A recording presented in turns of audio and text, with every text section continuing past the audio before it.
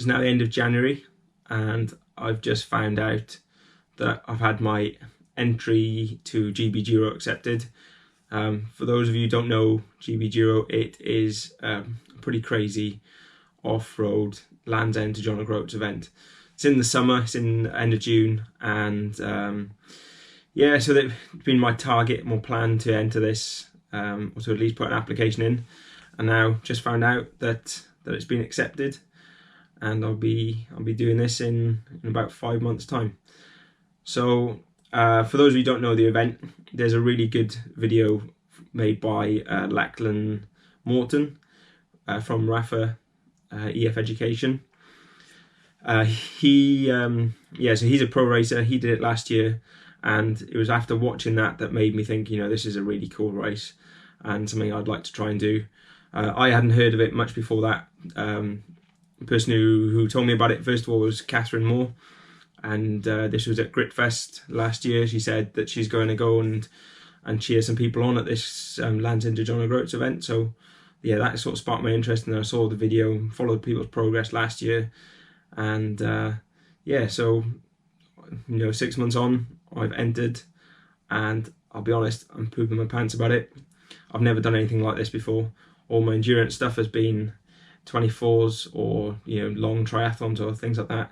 This will be the first thing that's multi-day, but multi-day in a way that you don't have a camp, or like most of the stage races I've done, you have somewhere that you're secure at night and there's support and things. Even Iron Bike was the hardest thing I've ever done.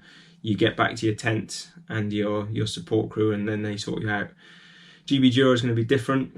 It's practically non-stop. I think it's 1,950 kilometers, and the way they do it over 4 stages is your timing stops when that stage ends. Each one's roughly 500 kilometers, and during that stage then you can stop if you want, but the clock carries on. So over the next 5 months or so, I'm hoping I'm going to do a bit of a diary preparation as it gets closer. Training has kind of started already. I'm in a fairly good place for January. Normally I'm a bit heavier and a bit less fit than I am at the moment, so that's at least a good start.